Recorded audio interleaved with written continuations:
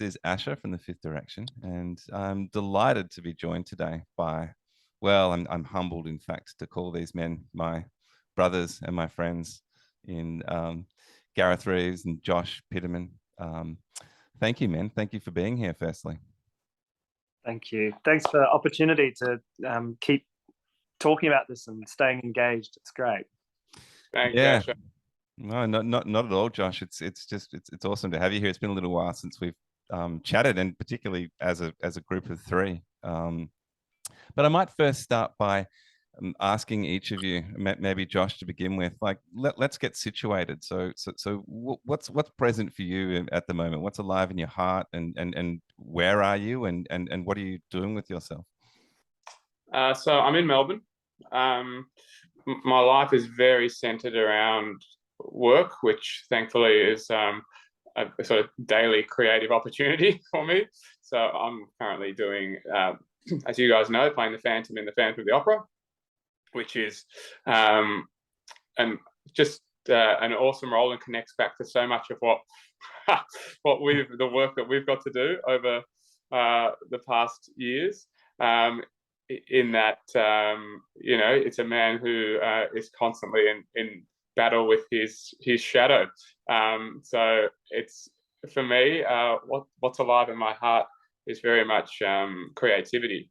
And there's elements of sacrifice that I have to constantly deal with this role. Like it's very demanding, both emotionally and vocally, at times spiritually, adrenally. So there's a fine balance that I have to take on in terms of social life and catching up with friends and family, and when is that nourishing and when is that taking up too much of my energy and I can't give it to the role 8 times a week. But the role in itself, as much as it's draining, is also nourishing. And so there's this constant push and pull with it. And as long as the nourishing outweighs the debilitating, then it's wonderful. So I get to explore lots of elements of myself, and lots of elements of things that have interested me, and a lot have come from doing the way, actually. So yeah, we stepped into a lot of that stuff in the course, which is so great that ignites my creativity. Yeah, thanks for sharing, brother. It almost seems to me like it was lovely preparation for this role in some sense, the mythic elements, but also just listening to you speak there, bringing in those different archetypes as well. Like listening to you talking, I could feel elements of the king, the magician, the warrior, the lover. I mean, it's all wrapped in together in this one, isn't it? Yeah, it's literally those elements, and for him, he's really really battling the shadow sides of those archetypes. So the Phantom would love to be a magician, but he's quite manipulative, and he'd love to be a king, but he kills a lot of people and he's a tyrant. And we can go on, with the sadism and the obsession that he has for and the addiction that he has for Christine. So he's I don't know whether Lloyd Webber was tapping into Carl Jung at that stage, but there's so much of that in there, or maybe it's just a choice to see it that way, and that's how I've chosen to see it, and that's how I've tapped into him and the truth of him, and it's been really really enjoyable, and stuff that each and every show, you say, Gareth knows, you do this 8 times a week, how do you keep it fresh, how's it not Groundhog Day each day? Like, it's not when you're playing with all of that stuff. There's no end to the detail.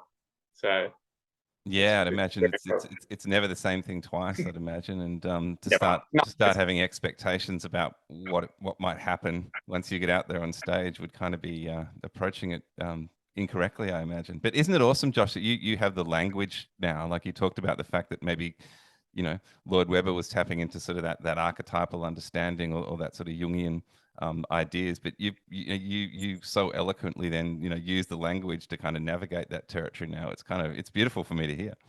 Yeah, it's funny. I remember having a chat with our director about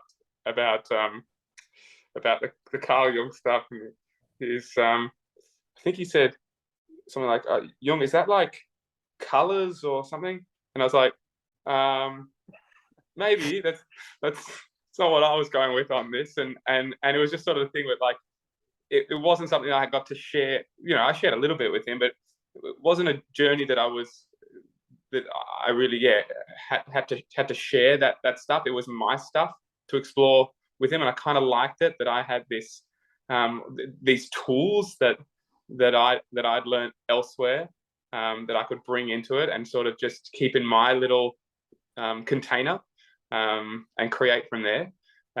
So that's very interesting, and it's funny when you meet certain people who come into your life in this space. I'm thinking about Deb Asher, who plays. She doesn't play the double bass. Oh, the cello. Yeah, she plays cello. Mm. Yeah, and she saw the show the other week, and she's like, "Oh, I can really see you tapping into some like shadow stuff there, and some really interesting." I was like, "That's lovely to hear, Deb, because that's exactly what I've been doing." But I think for the layman or even people who I'm creating with, they'd have no idea about that stuff. It's not work that they've done. Mm. Yeah. No, thanks for sharing that, Josh. It's really interesting insights. And turning to you, Gareth, kind of let's orient our listeners with you in the world right now, where you're up to. Oh man, I'm just we really need to have a cup of coffee, Josh Piterman. I responded to so much of what you said then. Yeah, well, I'm a week and a half back from my first trip to Bali, which I sort of took on an impulse. Uma Spender was running this retreat in Bali, who I first came into contact with during the way, actually, when she came in. And yeah, I was probably 4 months ago, and I've been playing Harry Potter for about 4 and a bit years now. A kind of unprecedented run of playing a single character, certainly in my life, and in fact the longest single job I've ever had in my life, and the only full-time job I've ever had in 25 years. So it's been a lot of new things, and it was during lockdown, I think, when I first when we went through the way together, and yeah, that work has profoundly shifted things in me and has been a touchstone for me since. And yeah, like I said, about 4 months ago, I had just going through a real rough patch with life and the show, and I saw that this retreat was being offered, and I just sort of jumped on it. And then suddenly, yeah, 3 weeks ago, it was upon me, and I took leave from the show, and I went to Bali for a week for a breath-focused retreat on the side of a mountain, way away from all the action in Bali, with me and 7 other women and 1 other guy, a very, very feminine space, which I felt really honored and privileged to be welcomed into, and really comfortable. I think a lot of the tools that I worked on in the way actually made me able to be kind of both strong and vulnerable in that space. And we were doing 2 hours of pranayama every morning, and holotropic breathing, and a lot of myth, and access to that beautiful kind of culture. And I've come back full of I wanted to go and strip away, who am I if I'm not being Harry Potter, someone's dad, someone's lover, someone's husband, all those roles I have in my life. Like, what's left when I take all of that away and just breathe? And it was incredibly instructive, educational experience. And I've come back. It was interesting what you're saying, Josh, about having all that work that we do, and how much sometimes you have to protect it a little bit. It's funny coming back from going through the work that we did together, and also coming back from this retreat. There's on the one hand, I want to tell everyone, I want to tell the whole world about it, and then on the other hand, you have to go through your own process and protect that process, and acknowledge that there is things shift, and they take time to shift, and they drop in, and you want to pick and choose who you talk to and how you. So since I've come back, I've just been just quietly smiling and leading with love and being available, but also just looking after myself and keeping a little quiet and just interrogating, what I've learned and what's shifting in me now. But at the same time, having to, like you say, balance this huge athletic kind of 8-show a week bloody myth that I have to go out and tell night after night. It's a thing. It's funny you say that. Just about protection. I think that's sort of it's a interesting balance. I remember when I did the One Giant Mind course, meditation course, Johnny Pollard, who runs that, would always talk about when people want to get into it, make sure there's sincere inquiry before you actually share. Because you want to go, it's like it was so great, and I did this and this, and you got to do it because it'll be great for you. Now I'm psychoanalyzing you and what you need in your world, and it doesn't help. It doesn't work, and I've learned that through lots of failure over the years. I think that it's better just to wait for some sincere inquiry and stay open, but that protective container is also nice to have your thing. So yeah, interesting that you're going through that too, Gareth. Yeah, maintain a bit of mystery. yeah. That's what, actually, I mean, I'm sorry, Asher, I do this every time. I always come back to Hamlet, but he always says, you would seek to know me, you would pluck out the heart of my mystery, sometimes it's good to sit in the mystery a little bit, isn't it? Well, if you solve the mystery, it's not a mystery anymore. Oh, that's right. And the whole idea is kind of living in this dance of the great mystery, to some degree, it's not meant to be solved. We get little puzzle pieces now and again, but, overall, we need to leave it untainted as a mystery. That's the dance. That to me, that's what makes life so beautiful. We don't want, deep down, we don't need the answers.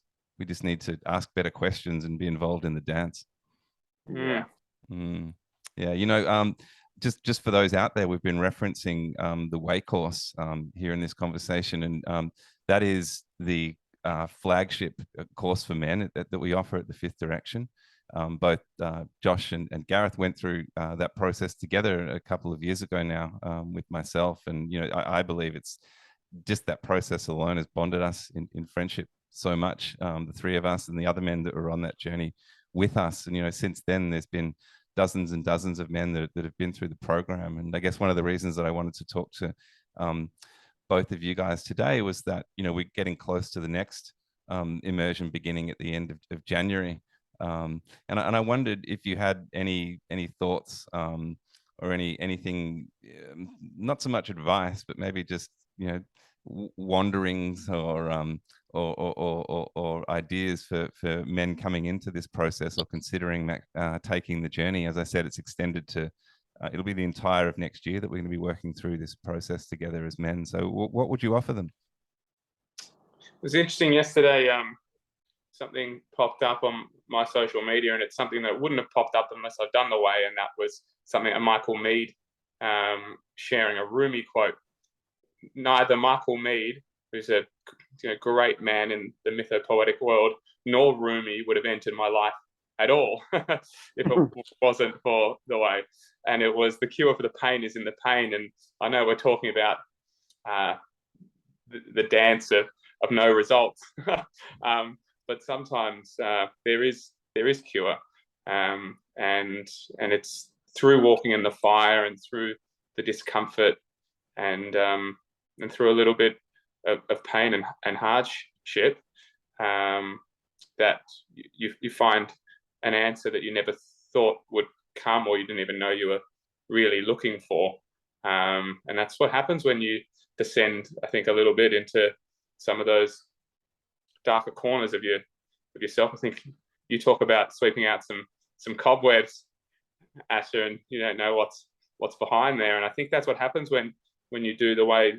Some these incredible epiphanies about yourself and your own inner world start to illuminate, and sometimes they're frightening, but there's a lot of beauty in those frightening moments, and then when you become more accepting of them, very comfortable. For me, and Gareth and I talked about it, I had a great epiphany in that I found out why I got into this crazy career of the arts in the first place, and it scared the pants out of me that it was all really about needing validation and attention as a 17-year-old boy who wasn't getting it in the way he needed it at that time, and just coming to terms with my own insecurities and all of that was like, yeah, a big purge at that time. And then really realizing why I've continued to pursue it has made me fall in love with it even more. It's deep love for this craft and creation, and transforming and finding character and depth, and psychoanalyzing those characters and finding their core and their center and their nucleus and stepping into their world. And that's what my magnificent obsession has become. But without that pain of that truth, that early truth, I wouldn't have found the deeper part of the love. And so the way has really guided me very, very deeply. So I'm really grateful for that, and we'll never stop thanking you for allowing me to enter that course, Basher. Yeah, Josh, that's beautiful, brother, to hear that, and thank you for sharing so openly. You know, it's this kind of this idea, isn't it, that many of us out there listening might resonate with, that you know, that surface level kind of self-limiting story, the small story, about how you got into performing. Once you were able to kind of move that out of the way with a bit of discomfort and a bit of hard work, you find out the big, beautiful story that's underneath that, you know, and suddenly you can access that and everything seems to make sense. It's kind of, you know, you're getting closer and closer to the instructions that are written on your soul, right, brother? Yeah. And it's not to say that the little story doesn't pop up. And it does, you know, opening night or something, those little insecurities or that little monkey on my back or whatever of that need for validation or whatever, or that always pops up. But to have the ability to discern that and be able to have some space between who I know I am and what that is, it now enables me to navigate it with a little bit of that old 17-year-old version of me. I know you. And there's a wink and a nod, which is helpful. Yeah, and also we should pour love and gratitude into that story, because at the time, you know, we use it as a beautiful mechanism, a coping mechanism to get by in the world. So I think the point is, when we enter the way, we realize that maybe that story has served its purpose, and it's time to kind of shed the skin, and knowing it's always going to be there, and there's some beauty in that. But as you said, there's discernment, you know, to say thank you so much, and you got me this far, but there's more, there's something deeper, and so it's time to kind of move on or move deeper. That's beautiful. Gareth, I'm wondering if any of that resonates with you, brother. Absolutely. I took my dog for a walk this morning, and I listened to a podcast. It was an interview with a Greek American athlete called Alexi Pappas, who's written this book called Bravery something. Oh God, she was talking about all of this, and you know, she ran this like 10-kilometer world record kind of pace, and fell into a deep post-Olympic depression, and has found her way as a comedy writer and filmmaker in a kind of second life. But yeah, I recommend finding interview with her and her book. Just her, yeah, she's full of this language herself, but she was referencing Esther Perel, who calls it the goblin on your shoulder, that, you know, that you be grateful and thankful, and you say, yes, thank you, you've been a great help, but I don't actually need you anymore, you can move on to someone else now, you know. I really like that idea, just kind of like putting a little shape and a character on it and thanking it and then letting it go. I like I think for anyone that's doing the way, the fact that you have already said yes to doing it is more than halfway there already. I think I didn't even really know why I turned up initially. I found out, of course, but I think that's great to just show up for yourself, even if you don't know why. If you've already walked up to the gate, you're more than halfway there. And just like anyone who's ever done a single meditation ever knows that the best way to approach it is to have no expectations either, right? Which is actually, of course, a good lesson for life as well. Just to show up to that gate and to sit in circle with other men too. I just, that container, that structure, that ritual just has disappeared from our lives, and it's something that has been done for thousands of years, and that we just don't get an opportunity to do anymore. And I underestimated how incredibly special and powerful that is, particularly, I think, in this day and age when the whole idea of being a man and masculinity and what that means is being interrogated so thoroughly. To sit in circle with a group of men and have those conversations, and to witness the courage and vulnerability of other men in circle, like that alone is going to shift things in you that there's so much on offer. And I think advice, I don't know, but I would just say, come, sit down, take a deep breath, have no expectations, and welcome, warrior. Good for you. Yeah, it's beautifully said, brother. And I think you've gotten to the heart of it there, just maybe extrapolating a bit from what Josh said too. The next step is to actually share those stories, shed those stories in brotherhood with other men. I think Robert Bly in Iron John, which is a book that we use to kind of which the container kind of wraps itself around. Robert says, dip your wounds in the water in the presence of your brothers. And that medicine can't be underestimated. You can go and you can tell the story to your intimate partner, your wife and so forth, but it's not the same thing as doing it in a community of men as a man. And I think you're right, that a huge part of this is actually stepping over the threshold and actually just arriving and being there, and facing whatever insecurities or whatever fears come up around actually just being in a group of men, wondering what's going to happen. And as you say, letting go of that expectation. What am I going to be expected to do? It's literally just being there. There's plenty of examples in the early days of this when we were doing it in my home. Men told me that we were doing it once a week, not so much as the way course, but coming together as men and sitting in circle.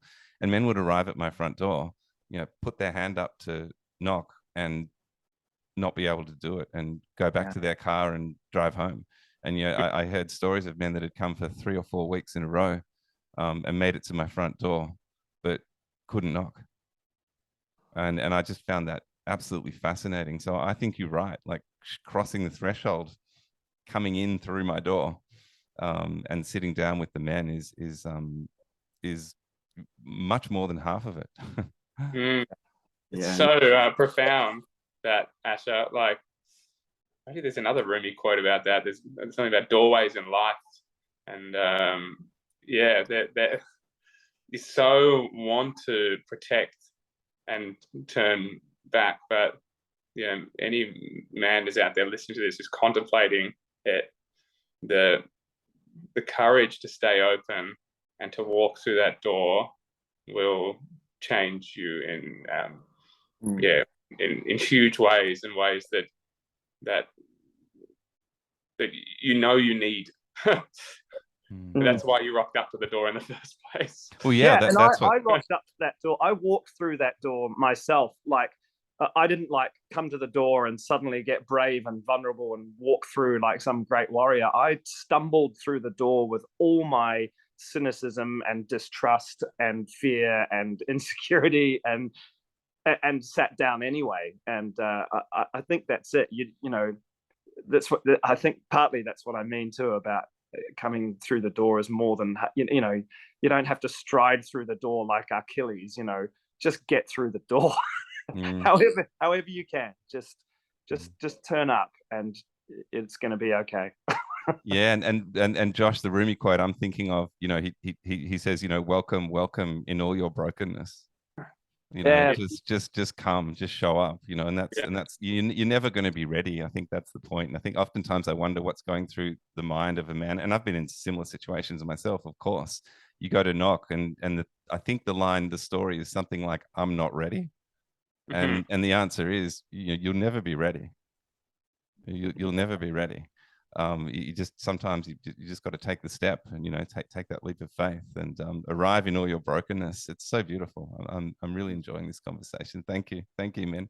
Yeah, and you know, I guess what I was also thinking about was another thing that Robert Bly often says. You know, that we feel as if there's some guardian at the door who's not going to let you in. You know, maybe it's some part of our inner selves. It's just this, you know, this fearsome kind of troll at the door that says, no. You know, you can't come in here. Yeah, you're not good enough, or whatever the story happens to be. And, you know, and Bly says, just speak to them, you know, like, rather than just sort of shrink away, just have a conversation, and you'll find that they're very willing to let you in. Yeah. He says, you can say anything you want at all. He says, you know, he's got a poem where he says, just say hamdulillah. Just say hamdulillah to the guardian and they'll open the door for you. just engage in any way that's possible for you. It's quite beautiful. The old rhubarb, Gareth. Rhubarb. Absolutely. Well, surely you two men wouldn't be lost for words to say to the guardian. You know, there's probably some guardians that both Harry and the Phantom face many times, right? Yeah. Oh, but both characters that are surely incredibly haunted by story and by past, and yeah, absolutely. Very, very much so. And yeah, lots of what I talk about is like that shame blame relationship. And yeah, that's very, very strong in Phantom's world, and, you know, that exterior deformity really just being a gateway into a very deformed interior, but not having the capacity to own that. You know, we wouldn't. Yeah, if he rocked up to the way, there'd be some great stuff you get out of it, but we wouldn't have a musical. So yeah. Well, isn't that interesting in itself? Yeah. But, you know, you've actually just made me think of something there, Josh, and that is Danny Deardorff, who's such a major player in the I guess the mythopoetic movement in the early days, who passed away in 2019. His book, he had polio as a child, and, you know, went through all sorts of stuff in his life. You know, he was wheelchair bound and so forth. And he wrote a book called The Other Within, The Genius of Deformity in Myth. And it's just been re-released this year. And I suddenly thought that, you know, the Phantom is such a wonderful example of what Danny's pointing to in that book, that, you know, that there's a genius that comes with that situation, and the world needs it. Yeah, 100%. And that is a part of what's special about him and enjoyable about playing him is the genius. You know? Absolutely. And, you know, even turning it to Harry Potter, Gareth, you know, the scar on the head, I think is signifying that same thing.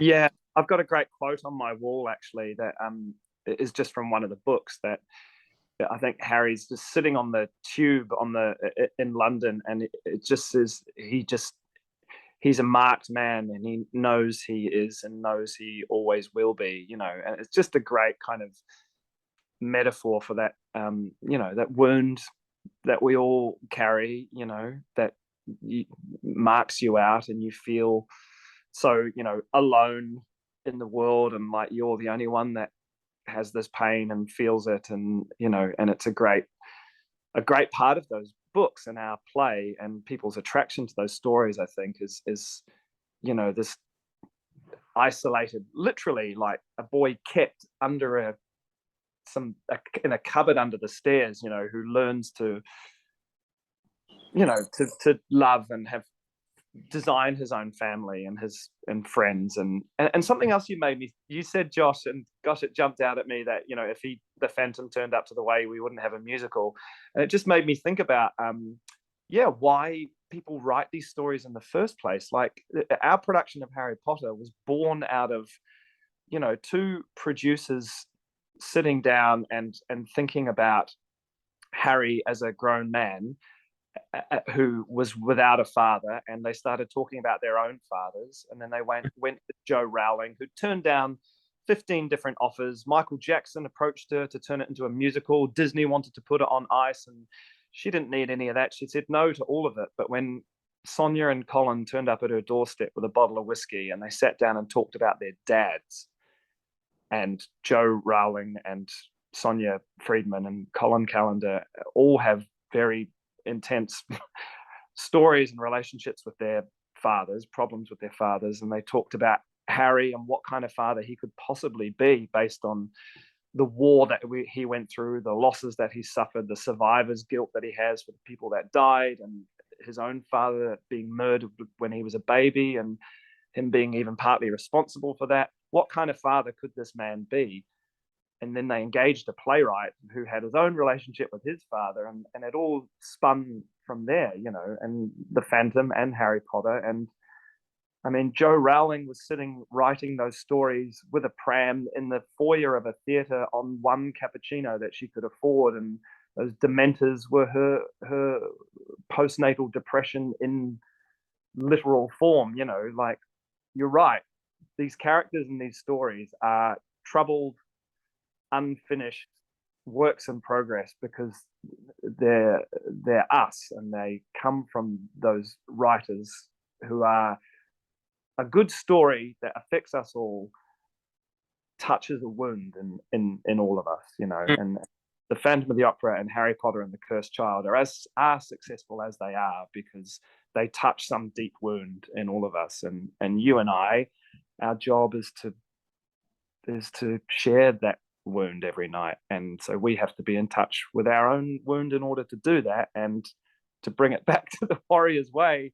The kind of work that we did on that course is really, I think, and I hear it in you, and I know for myself as well, it's given me a language and a container and a way to tools to explore and get in touch with and understand that in order to be able to share it. Yeah. To let people into it. Yeah. And on that, I don't know how you feel, Gareth, but since doing The Way, like I played Phantom for a couple of hundred shows prior to The Way, and now I've done something since The Way, and I know I really struggled in the first part with just how much it was. Yes, all that stuff was in me, but because I didn't have a deeper understanding of it, it was quite debilitating for me in terms of, it was just exhausting me. It was adrenally sapping me. And just once having that language and understanding what it was, that what my pain is that I'm accessing, I come to that word discernment again. There, I can access it, but have some space from it so that it's not complete. Although I'm living it out there to tell that story, it's not destroying me like it used to. And I think that's really important for people who do The Way, to understand that by learning these things about you, it actually empowers you. It doesn't crush you, you know? Yeah, that's right. That's good. Yeah. Well, you're not going, I think for me, what I'm hearing there, Josh, is, you know, we learn that the wound isn't a problem. No, exactly. The wound's actually a gift, and it's not something to be gotten rid of. It's just something to understand and to actually see as you know, the doorway to your own genius in a way. Yeah, there's so much beauty in it. Yeah, I think so. Well, look, gentlemen, I was just, I guess, just as a passing note, just especially listening to you both speak, you know, the cadence and the pattern of these stories, they're all the same, aren't they? And, you know, whether we're working with any of the Grimm brothers tales or Iron John or Phantom of the Opera or Harry Potter, they all have this same kind of trajectory and many of the same learnings. And I'm always stunned to see how specific that can get. Like Gareth, I'm often called to think about the snitch in Harry Potter as being that kind of the golden ball, that's in Iron John. I mean, that's the same metaphor that's being spoken to there. And I remember in the movie, Harry actually ends up swallowing it. I mean, there's nothing more, or at least in his mouth, which is there's nothing more kind of specific than that lesson there once you understand the kind of mythic territory that you're approaching there, Absolutely. And Jo Rowling, who wrote Harry Potter, was a studied classics at university. She knows her mythology, knows her myth well. Yeah, I don't think any of those moments are by accident. No. Absolutely.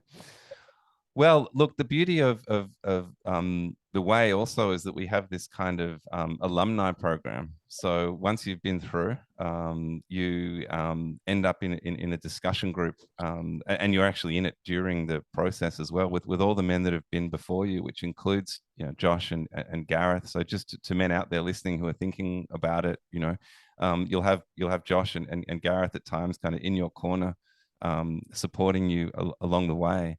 And you become kind of this member of this kind of ever widening, ever broadening community of men that have been through this deep process. And to me, that's also a very beautiful thing. Yeah, the circle gets bigger and bigger, doesn't it? Yeah, absolutely. And maybe during the course of the year next year, I might even amidst your busy schedules, brothers, to come and maybe even spend some time with the men that are going through the process.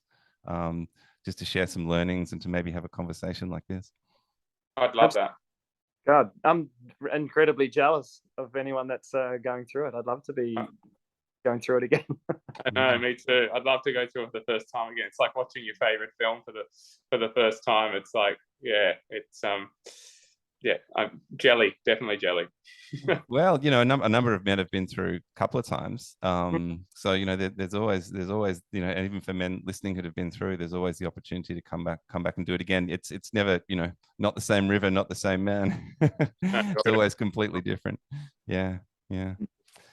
Well, gentlemen, thank you so much. Like I know how busy your lives are, and I'm so appreciative and grateful that you would carve some time out to have this conversation. I could go on. Actually, let's end with a little story, if we don't mind. If you got another 2 minutes, Josh, because I wanted to. I was reminded that because you guys went through it together, but it wasn't like you had a conversation off-site and decided to do it together. It just kind of happened organically that you were both in the same group. And there was this wonderful little story. I think Gareth told it with auditioning, if I remember correctly. And there was this time when you guys kind of crossed paths in the audition. And I thought, Gareth, I don't know if you might mind kind of resharing that as a little way to kind of personalize this conversation. And I think I know the story you're referring to. Oh, yeah. Please regale us once more. I think it was, let me get this right. Was it Kinky Boots? No, Beautiful, the Carole King musical. It was beautiful. So yes, before I worked on Harry Potter, I got this gig where I got to be the reader for a couple of productions. So what that is that there's an audition process where people come in, and I'm not a musical theatre guy. I don't sing. So the scale of these auditions was very new to me. And quite horrific in some ways. These incredibly talented people were coming in and being examined and then ushered out again. They would come in and have to sing, but they would also have to do a little scene from the show. And it was beautiful, the Carole King story. And so my job was to sit with my back to the panel of directors, and the auditionee would come in, sing a bit of a song, and then we'd do the scene from the play. And but I was the only person reading. So whoever came in, whatever scene they were doing, they would have to do with me. So the women that would come in to play Carol, I would read, the male love interest role, and we would do this kind of amazing kind of love scene. But the men that came in, I would have to read Carole King, and they would have to do the same scene. But the scene involved the kind of kiss. And, everyone dealt with it differently. Some actors would kind of like just reach out and squeeze my hand or whatever, some of the actresses, or they would just kind of like just do that to denote kiss, you know. And this guy, Josh Piterman, comes in, kind of jacket on and looking $1 million, looking like the role, and you know, and just full of life, and that character does great sing. And then we do the scene and get up to the kiss, and he just grabs me by the face and just lays a big smacker on me, like this guy would do to Carole King. Just did the scene, and then out he went. And I was just exactly like Carole was in that scene, just kind of like, all kind of like blushing and flustered. It was hilarious. I turned around and looked at the panel, and they're all just like all lit up, and and it was just, I was so kind of inspired, frankly, because I mean, you came in and just like, fuck it, grabbed it by the balls and brought, life, and actually just did what was required in the scene, and took everyone kind of, by surprise, and just lit the whole room up. And it was, that was the first time I met you. So when I saw you pop up on The Warrior's Way, I was like, it's that guy that pashed me in the audition room that time. I know him. I've kissed him. Well played. Well, I think that's so beautiful, and there you were. I'm not sure how much time transpired before you guys found yourself in the way course after that, but I think it's just a beautiful synchronicity, and it's things that we see time and time again, actually. But listening to you speak there, Gareth, that just sums Josh up in a nutshell. And that's, it's exactly that I'm so drawn to you, brother, your energy. And I'm just so grateful to be able to call you a friend. So both of you guys, it's just, and that's the privilege of, stepping into the crucible of the way together, because you just come out the other side with lifelong friendships. And, I know I could call either of you guys up and drop whatever, shitty bombshell on you, and you'd be there with open ears and listening, without any judgment. And that's, to me, is, and also call me out on my bullshit, and to me, that's what brothers are for. And I just want to thank both of you guys. Thanks, man. Aho, indeed. All right, well, with that, again, thank you for your time, and enjoy your week. And I look forward to catching up with you both again very soon.